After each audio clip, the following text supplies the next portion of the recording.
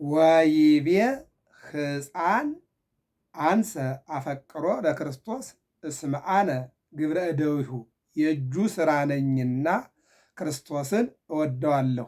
በስመ አብ ወወልድ ወመንፈስ ቅዱስ አሐዱ አምላክ አሜን።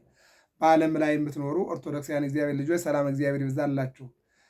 ህዳር 26 ቀን ሰማዕታተ ናግራን የሚባሉ ስለ ቤተ ክርስቲያን ስለ ሃይማኖት መቼም ያላለቁ ክርስቲያኖች የሉም። ሰማዕትነት የሚቋረጥ ነገር አይደለምና አሁንም በሀገራችን በኢትዮጵያ በሃይማኖታቸው ምክንያት በክርስትናቸው ምክንያት በሚናገሩት ቋንቋ ምክንያት በማህበረሰባቸው ምክንያት በሀብት ምክንያት በስልጣን ምክንያት ዛሬም ሰማዕትነት የሚቆም ነገር አይደለም።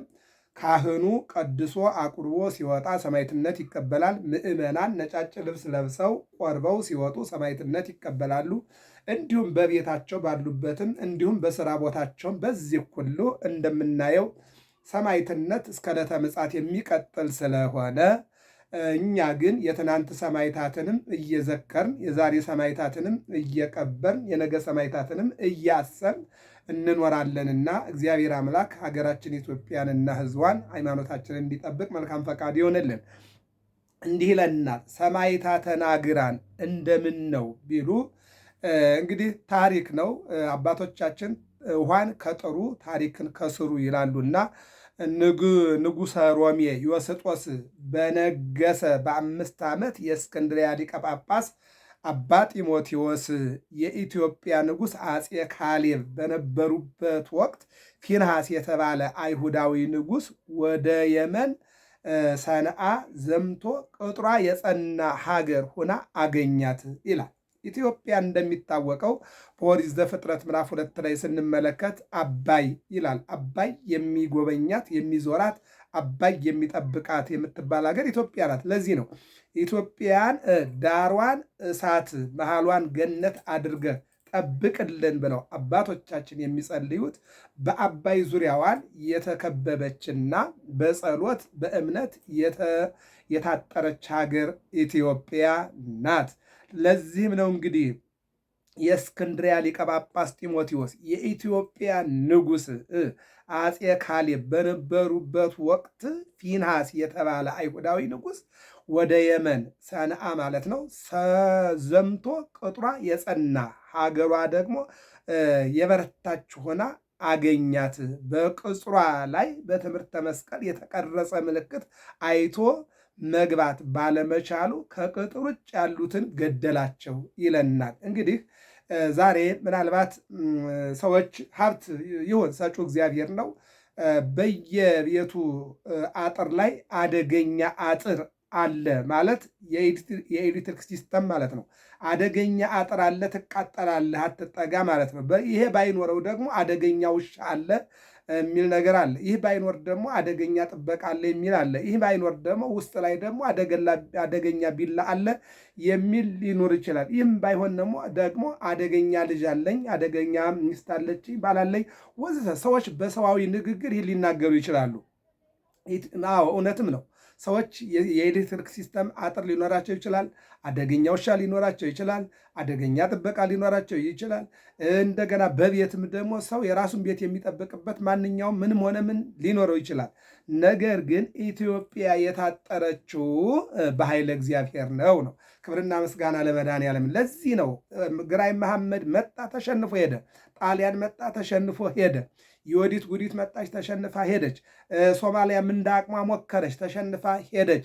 የማይሞክር የለም፣ ይሞክራል፣ ጉዳትም ያደርሳል። ቀላል ነገርም አይደለም።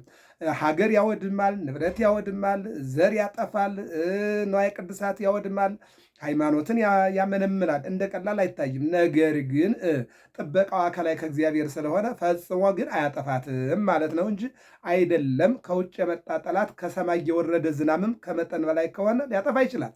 አይደለም ከውጭ የመጣ ጠላት ነፋስም ካላመጠን ከነፈሰ ሊያጠፋ ይችላል።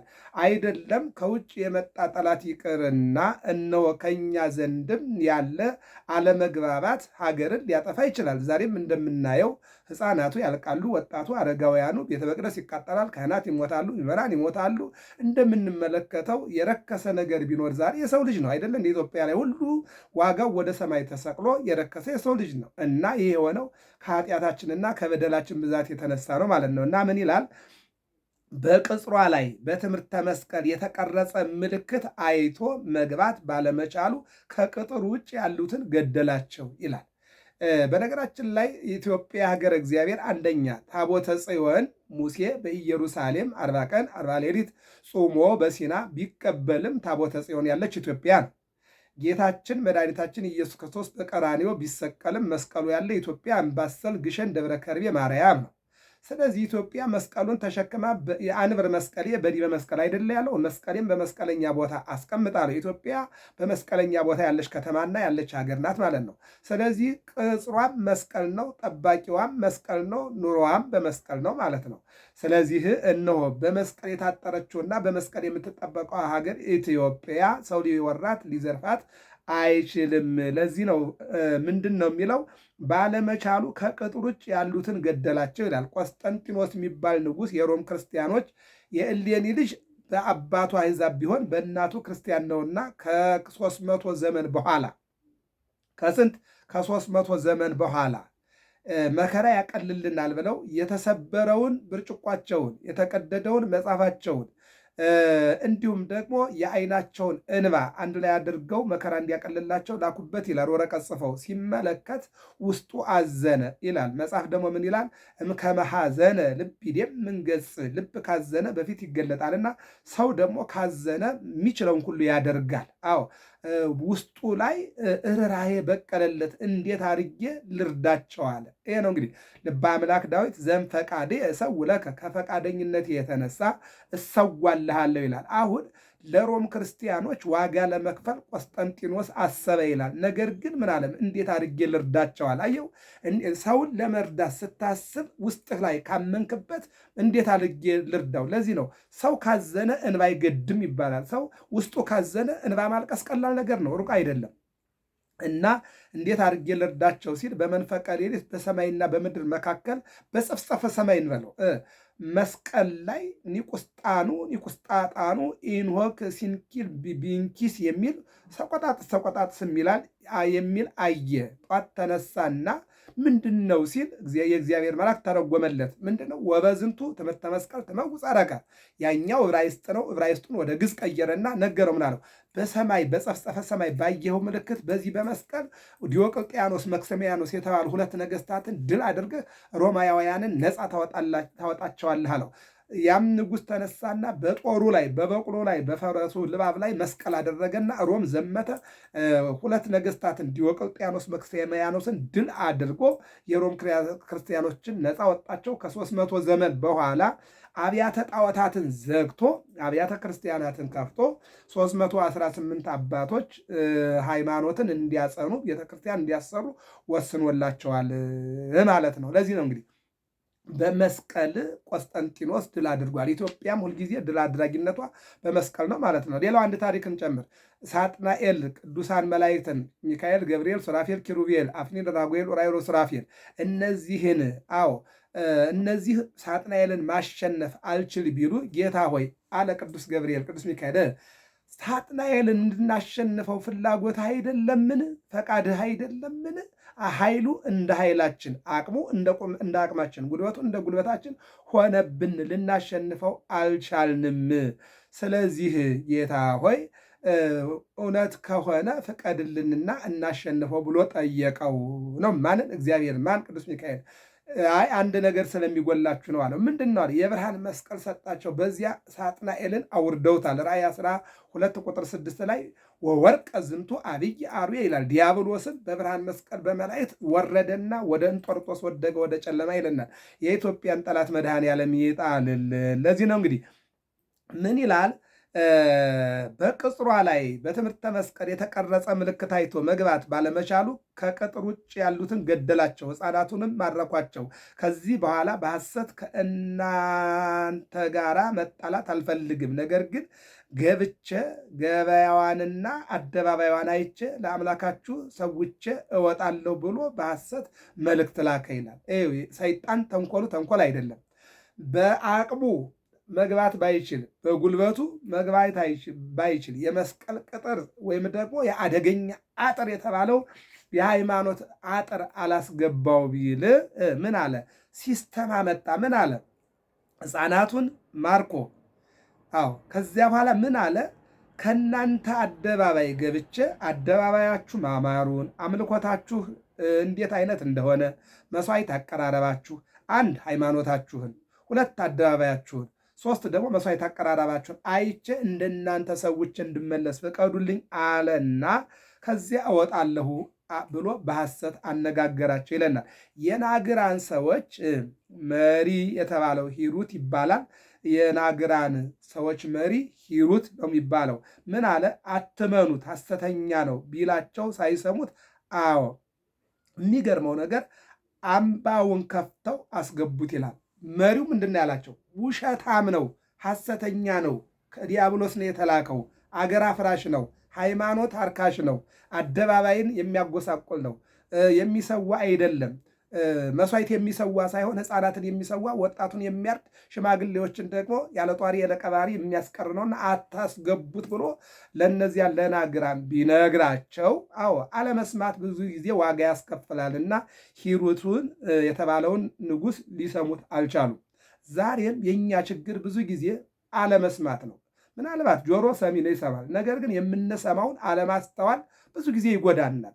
ተው ፍየል በግ ከብት ተው ሲባል ይተዋል። የሰው ልጅ ግን ተው የሚባለውን ነገር ባለመተው ምክንያት ብዙ ጊዜ ፈተናዎች፣ ብዙ ጊዜ መከራዎች፣ ብዙ ጊዜ ደግሞ በህይወት ላይ መጥፎ ጥላሸቶችና መጥፎ ነገሮች ይመጣሉ። ህይወት ምክንያቱም ቅብብሎች ስለሆነ እንደገና ደግሞ ውጣ ውረድ ስለሆነ እንደገና ደግሞ ማግኘትም ማጣትም መደሰትም ማዘንም መጎስቆልም ማስደሰትም እኒህ ነገሮች የሚፈራረቁ ስለሆነ እነሆ ምክር መስማት ትልቅ ህይወት እንደሆነ በእነዚህ ሰዎች እናያለን። አለመስማታቸው ዋጋ አስከፍሏቸዋል። ያ የዳዊት ልጅ ሮብዓም ሽማግሌዎች የመከሩትን ትቶ ሽማግሌዎች ምን አሉት?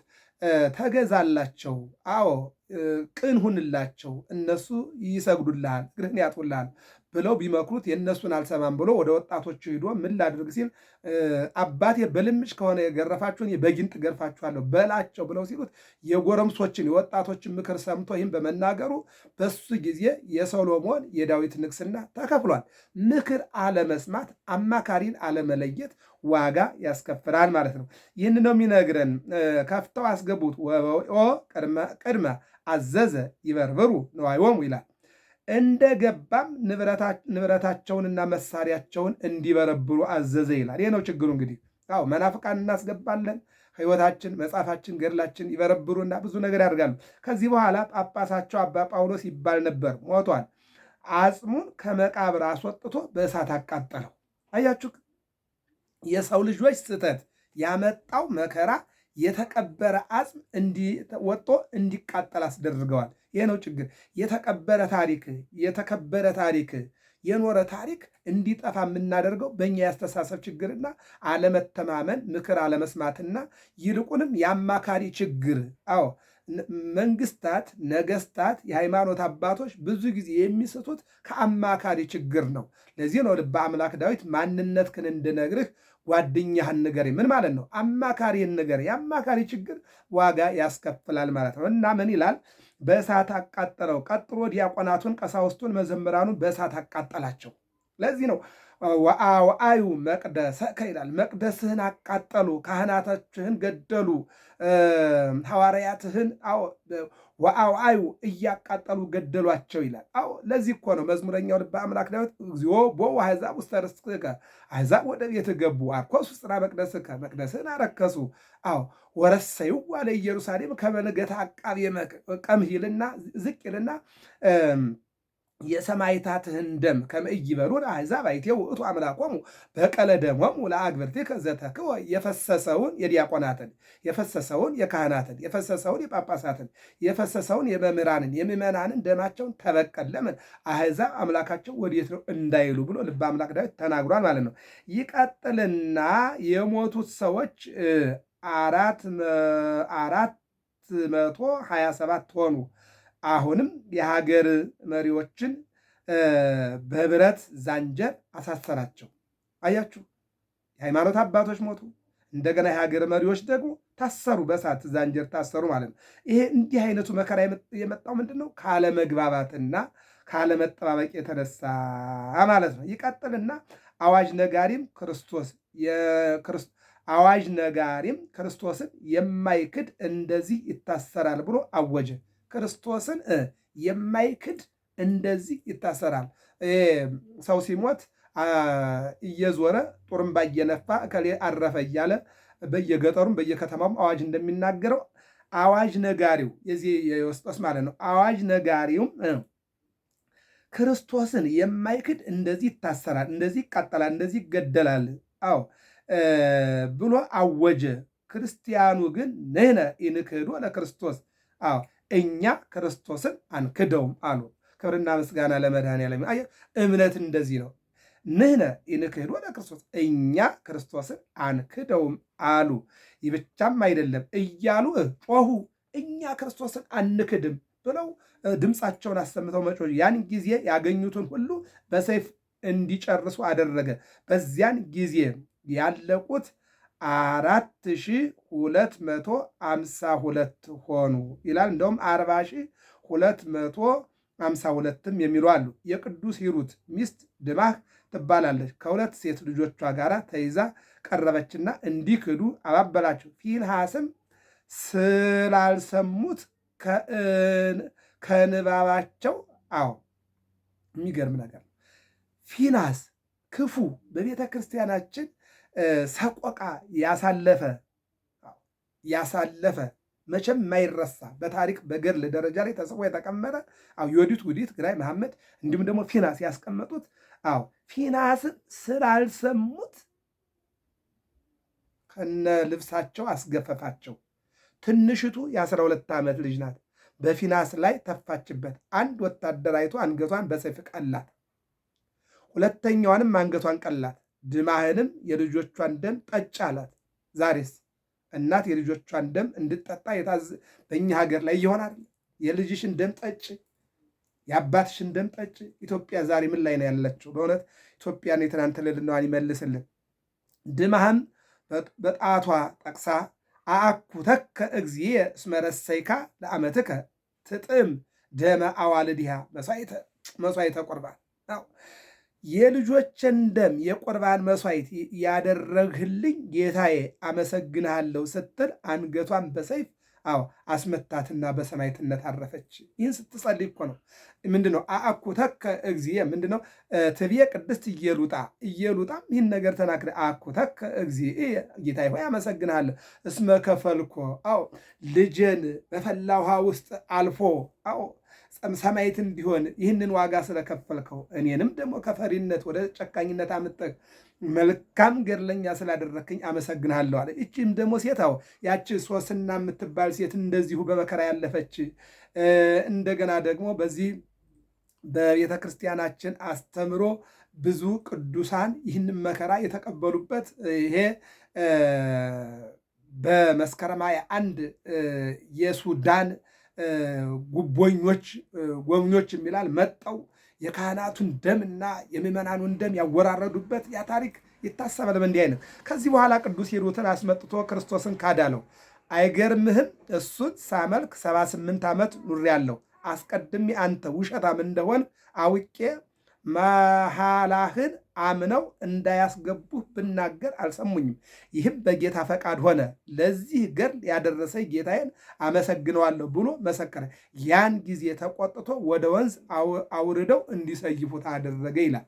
ይሄ ሂሩትን ባለመስማታቸው ምክንያት የተከፈለ ዋጋ፣ ምክር ባለመስማት የመጣ መከራ ነው። በዚያም ተሰይፎ አረፈ። ያን ጊዜ የ5 ዓመት ሕፃን የያዘች ሴት የሰማዕታቱን ደም ልጆቿንና እሷን ስትቀባ እሷን ከእሳት ጨምረው ልጇን ለንጉሥ ሰጡት። ፊናስ ታቅፎ ኪያየኑ ታፈቅር ወሚመ ዘይብልዎ ክርስቶስ። ፊናስ ምን አለ? እኔን ትወዳለህ ወይስ ደግሞ እነዚህ የሞቱት በሙሉ አስከሬኖች የሚያመልኩትን ክርስቶስን ትወዳለህ ብሎ ጠየቀው ነው የሚለው። የሚገርም ነገር ነው። ወይቤ ሕፃን አንሰ አፈቅሮ ለክርስቶስ እስመ አነ ግብረ እደዊሁ። ርዕሳችን የመጣው እንግዲህ እዚህ ላይ ነው። አያችሁ፣ በሞትና በሕይወት መካከል ላይ ሆኖ ማለት ነው። ሕፃኑ ምንድን ላይ ነው ያለው? ታቅፎታል። መግደልም ማኖርም ይችላል። ምንድን ነው ያለው? እኔን ነው የምትወደው እነዚህ ክርስቶስ እያሉ የሚወዱትን ነው የምትወዳለና ጠየቀው። አንድ ታሪክ አለ። አንድ ወጣት 5 ወጣቶችን ጠራና በእጁ መካከል ላይ ወፍ አለች። ምን አላቸው? እናንተ ልጆች አላቸው። አቤት አሉት። ይቺ ወፍ ትሞታለች አትሞትም አላቸው። በአጭሩ ሕይወቷን ሞቷም በአንተ እጅ ነው ያለው። ብትለቃት ትበራለች፣ ብትጨብጣት ትሞታለች አሉት ይላል። አሁን ምን አለው? ሕፃኑ አሁን በንጉሱ እጅ ላይ ነው ያለው፣ በፊናስ ማለት ነው። መሞቱም ነው መዳኑም ነው። አንተን ወዳለሁ ክርስቶስን እክዳለሁ ካለው ሊድን ነው። አንተን አልወድም ክርስቶስን ወዳለሁ ካለው ግን ሊሞት ነው። በዚህን ጊዜ ነው እንግዲህ ርዕስ አድርገን የወሰድነው። እግዚአብሔር አምላክ እንደ ሕፃኑን ሕይወት እንዲያድለን ብዬ ነው። ወይቤ ሕፃን አንሰ አፈቅሮ ለክርስቶስ እስመ አነ ግብረ እደዊሁ። እኔን ትወዳለህ ወይስ ክርስቶስ የሚሉትን ቢለው ሕፃኑ መለሰና እኔስ የእጁ ሥራ ነኝና ክርስቶስን እወደዋለሁ። ርዕሳችን ክርስቶስን እወደዋለሁ የሚል ነው የወሰድነው ማለት ነው። እዚህ ላይም የወሰድነው አለ ንሕነ ኢንክድ ወደ ክርስቶስ፣ እኛ ክርስቶስን አንክደውም የሚልም ወስደናል። ስለዚህ በዚህን ጊዜ እኔስ የእጁ ሥራ ነኝና ክርስቶስን እወዳለሁ አለው። እስኪ እንናገረው። እኔስ የእጁ ሥራ ነኝና ክርስቶስን እወዳለሁ። እንዲህ አይነት አእምሮ ያድለን መድኃኔዓለም። ዛሬ እኮ ለሀብት፣ ዛሬ ለስልጣን፣ ዛሬ ለገንዘብ፣ ዛሬ ለቋንቋ ክርስቶስን እኮ ሸጠነዋል አይደለም? ይህ ሕፃን ግን ምን አለ? እኔ ግን ክርስቶስን ወደዋለሁ። አዎ ክርስቶስን እንወደዋለን ሁላችን ልንል እንችላለን። ከወደድነው ግን ካጠገባችን ያለውን ሰው መውደድ ያስፈልጋል። አዎ ድሃውንም ሀብታሙንም የታመመውንም ጤናማውንም የሚመገበውንም የተራበውንም አዎ መውደድ ያስፈልጋል። ሐዋርያው ዮሐንስ ምን ይላል? አጠገብህ ያለውን ሰው ካልወደድከው የምታየውን ማለት ነው የምታያትን የምታየውን የምታያቸውን የማትወዳቸው ከሆነ የማታየውን እግዚአብሔር እንዴት ትወደዋለህ ይላል። አዎ ካጠገብ ላለው ሰው ካራራህለት ለማታየው እግዚአብሔር እንዴት ክብር ትሰጣለህ? የምታየውን ሰው ካልወደድከው ካጠገብ ያለው ጎረቤት ግን ካልወደድከው እግዚአብሔር እንዴት ትወደዋለህ ይላል። አዎ ቅዱስ ጳውሎስ ቆሮንቶስ 11 ላይ እኔ ክርስቶስን እንደምመስል እናንተ ክርስቶስን ምሰሉ። ክርስቶስ ሰውን ይወዳል፣ እኔም ደግሞ አዎ ሰውን እወዳለሁ። ክርስቶስ ሰውን እንደሚወድ እኔም ሰውን እወዳለሁ። እኔ ክርስቶስ እንደምመስል እናንተ ምን የምሰሉ እኔ ደግሞ ሰውን እወዳለሁና ስለዚህ ሰውን ወደ እግዚአብሔር አቀርባለሁና እናንተም ለሰው ርሩዓን ሁኑ የሚለውን ይጠቅሳል ማለት ነው። እኔስ የእጁ ሥራ ነኝና ክርስቶስን እወዳለሁ አለ። ይልቅስ ልቀቀኝ፣ ወደ እናቴ ልሂድ አለው። የማይለቀው ቢሆን እጁንና እግሩን ነከሰውና አመልጦ ከእሳቱ ገባ። እንደገና የ10 ወር ሕፃን የታቀፈች ሴት ይዘው አመጡ። እሷም ልራራልሽ ወይም እንድራራልሽ አንድም ልራራልሽ አልችልም ልራራልሽ አልችልም እያለች ስትናገር ሕፃኑ የሚገርም ነገር ነው። ልራራልሽ አልችልም እያለች ስትናገር ሕፃኑ ይልቅስ ይችን እሳት ያለ ዛሬ አናገኛትም፣ እንግባና የዘላለምን ሕይወት እንውረስ አላትና ከእሳቱ ገቡ። ፊንሐስ ወይም ደግሞ ንጉሡ ለሴትየዋ ልራራልሽ አልችልም፣ አቃጥልሻለሁ፣ እገልሻለሁ እያለ ሲል ሴትየዋ ደግሞ ስትፈራ ሕፃኑ ምን አላት? ይችን እሳት ያለ ዛሬ አናገኛትምና እናቴ ሆይ እንግባ ብሎ እናቱን ወደ እሳቱ ይዟት ገባ። ይገርመኛል። ይህ ታሪክ የቅዱስ ቂርቆስን ታሪክ የ3 ዓመቱን ሕፃን ይተርካል። ጥብእኬም ንፈጽም ገድለነ። አዎ እናቴ ሆይ ጨክኝ ተጋድሏችን እንጨርስ ይልና ዘአድኃኖሙ ለአናንያ አዛርያ ሚሳኤል ውእቱ ያድነን። አናንያ አዛርያ ሚሳኤልን ያዳነ እኛን ያድነናልና አትፍሪ እናቴ ሆይ ጨክኝ ብሎ እናቱን አሃዛ ዘየማን ማን ነው? አሃዛ ለእሙ ዕዳ ዘየማን እናቱን ፍርሃት ሲይዛት መንቀጥቀጥ ሲይዛት የስጋ ፍርሃት ሲይዛት ወሰሐባ ቅድመ መኮንን በንጉሱ ፊት ሕፃኑ ጎተታትና ወደ ምን ይዟት ገባ? ወደ ፈላ ውሃ ይዟት ሲገባ እሳቱ ማን ነው? የፈላ ውሃ እንደ ጧት ቀዝቃዛ ውሃ ቀዘቀዘላቸው። ነገር ግን እነሱ በተጋድሏቸው ክብርን አገኙ ይለናል። ይህ ታሪክ ነው የሚወራረሰው። ስለዚህ ሕፃኑ እናቱን ጎተተና ነይ ይህ እሳት ያለ ዛሬ አናገኘውም አለና ወደ እሳቱ እናቱን ይዟት ገባ ይለናል። እና ይዞ መግባት አይደለም ያለ ዛሬ አናገኛትም፣ እንግባና የዘላለምን ሕይወት እንውረስ። አየው ለካም ሰማዕታት በእሳት ውስጥ የሚገቡት የዘላለምን ሕይወት ለመውረስ ነው። ጻድቃን የሚጋደሉት የዘላለምን ሕይወት ለመውረስ ነው። ደናግል መነኮሳት የሚጋደሉት የዘላለምን ሕይወት ለመውረስ ነው። ይህኛው ዓለም ለካም ጊዜያዊ ነው። ይህኛው ለካም ገደብ አለው፣ የዕድሜ ክልል አለው። ዕድሜ ክልል የሌለበትን ወሰን የሌለበትን ያንን ሕይወት ለማግኘት በሕይወት መከራ መግባት ወይም ፈተና ማለፍ ግድ ይላል የሚለውን ያመለክተናል ማለት ነው። ይቀጥልና ከእሳቱ ገቡ። ከዚህ በኋላ ያሉት ሁሉ ወደ እሳቱና ወደ ሰይፍ እየተቀዳደሙ ይገቡ ጀመር። አየው ሕፃኑ ካስተማረ በኋላ ወደ እሳት ሲገባ እንደገና ሁለተኛው ሕፃን ደግሞ እናቱን ይዞ ሲገባ ሁሉም ወኢይልፈነ ጽጌ ደመና ይሄ ሰማዕትነት አያምልጠን እያሉ እየተያያዙ ወደ እሳቱ እየተያያዙ ወደ ሰይፉ ገቡ ይላል። ዛሬም እኮ አለ። ቤተክርስቲያን ከምትቃጠል እኛ እንቃጠል፣ ሃይማኖት ከሚጠፋ እኛ እንጥፋ፣ ማተባችን አንበጥስም፣ አንገታችን ይበጠስ፣ ሃይማኖታችን አንክድም፣ አዎ ሁሉ ነገር በሕይወታችን ላይ ይቆጠርብን ብለው አንዳንዶቹ ወደ እሳት፣ አንዳንዶቹ ወደ ሰይፍ፣ አንዳንዶቹ ደግሞ በጦር እየተወጉ ሰማዕትነትን የሚያገኙ የ20ኛው ክፍለ ዘመን አዎ ሰማዕታት ዛሬም ሰማዕትነት ቀጥሎ በምናየው መልኩ እየሄደ እናየዋለንና ሀገራችንን በእውነት እግዚአብሔር አምላክ እንዲጠብቅ መልካም ፈቃዱ ይሆንልን። ከዚህ በኋላ ያሉት ሁሉ ወደ እሳቱና ወደ ሰይፍ እየተቀዳደሙ ይገቡ ጀመር። ተባደሩ መንፈቆሙ ውስተ እሳት ወመንፈቆሙ ውስተ ሰይፍ። አዎ እኩሌቶቹ ወደ እሳት እኩሌቶቹ ወደ ሰይፍ ተሽቀዳደሙ። ፊናስ ያነደደው እሳት 40 መዓልትና 40 ሌሊት ተገልጦ ይታይ ነበር። አያችሁት? አንድ ክፉ ሰው ያነደደው እሳት 40 መዓልትና 40 ሌሊት ነዶ ይታይ ነበረ። ሙሴ 40 መዓልትና 40 ሌሊት ጾሞ ታቦተ ጽዮንን አገኘ። እዝራ 40 መዓልትና 40 ሌሊት ጾሞ 46ቱ ቅዱሳት መጻሕፍትን አገኘ። ኤልያስ 40 መዓልትና 40 ሌሊት ጾሞ ካሰበው ቦታ ደረሰ። እዝራ 40 መዓልትና 40 ሌሊት ጾሞ 600 ሙታንን አነሳ። ጌታ 40 መዓልትና 40 ሌሊት ጾሞ አጋንንትን ድል አደረገ። ስለዚህ ዛሬ አዳም በተፈጠረ በ40ኛው ቀን ወደ ገነት ገብቷልና፣ አዎ ይሄ የ40 ቀን ስጦታ እግዚአብሔር ለሰው ልጆች የሰጠው ይልቁንም ጥምቀት አድርጎላቸው፣ ሱባኤ አድርጎላቸው፣ ጾም አድርጎላቸው ያ እሳት 40 ቀን ነደደ ይለናል። በዚህ ጊዜ ዮስጦስ ንጉሠ ሮሜ ሰምቶ ለእስክንድሪያው ሊቀ ጳጳስ ለአባ ጢሞቴዎስ ለኢትዮጵያው ንጉሥ የመን ቅርቡ ናትና ሄዶ የሰማዕታቱን ደም እንዲበቀል ንገረው የሚል መልእክት ላከበት ይላል። አዎ እግዚአብሔር እግዚእ መስተበቅል እግዚአብሔር እግዚእ መስተበቅል ጋደ እግዚአብሔር ይበቀላል። አዎ ሰው አቅም ላይኖረው ይችላል። እግዚአብሔር ግን በሰዓቱና በጊዜው ይበቀላል። የሰዎች ጊዜ አልፎ የእግዚአብሔር ጊዜ ይመጣና ፈርዖንን እኮ የተበቀለው ማን ነው? በቀለ ተበቀልክን ይላል።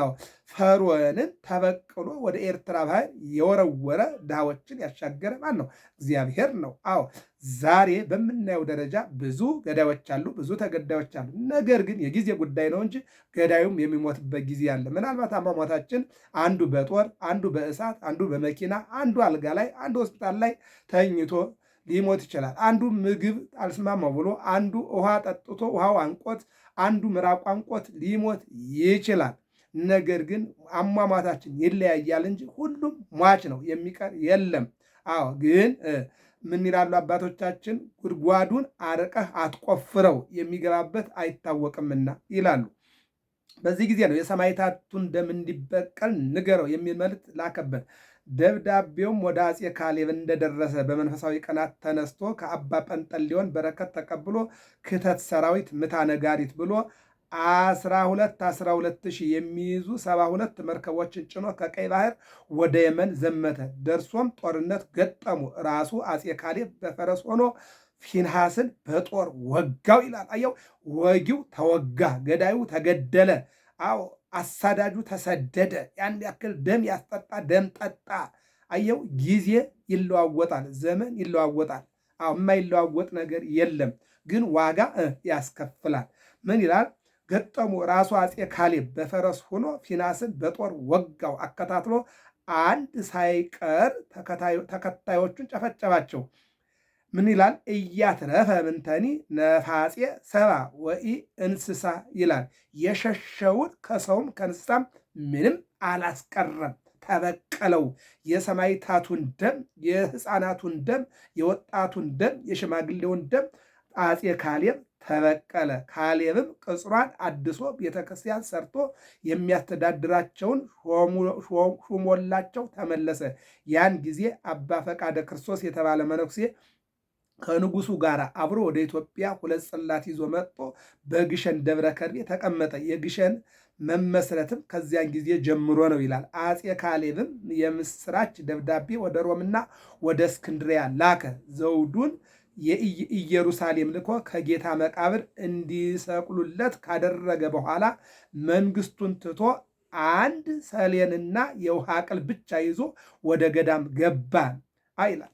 አያችሁት? እንዲህ አይነት ነገስታት ኢትዮጵያ ነበሩባት። እነ አርባ ወጽብሃ፣ እነ ቅዱስ ላሊበላ፣ እነ ናኩቶላብ፣ እነ ገብረ ማርያም 40 ዘመን ሀብተ መንግስት ሀብተ ክህነት ይዘው ሀገራቸውን የተዳደሩ፣ ቅጥር የጠበቁ፣ ጠላትን የተከላከሉ፣ ሃይማኖት ያስከበሩ፣ ህዝባቸውን ከረሃብ ከቸነፈር ከስደት ያዳኑ አባቶች አሉ። ይህ አባት ደግሞ የዚያን ክፉ ሰው በቀል ተበቅሎ ሁሉንም ነገር አጥር ነቅሎ ደንበር ደፍሮ የገባውን በሙሉ ካስወገደ በኋላ ይላል ዘውዱን የንግስና ዘውዱን ወደ ኢየሩሳሌም ልኮ ቀራንዮ ላይ አሰቅሎ እሱ ግን በመንቀል ውሃና አንዲት ሰኔን ልብስ ይዞ ወደ ገዳም ገባ ይላል። የእነዚህን ቅዱሳን አባቶች በረከት ያሰማን አምላክ ክብር ምስጋና ለስሙ ይሁን። ህዳር 26 ቀን ስንመለከት እንዲህ አይነት ታላቅ ታሪክ አለ። እንዲህ አይነቱ ታሪክ እንዳያልፈን እግዚአብሔር ይርዳል።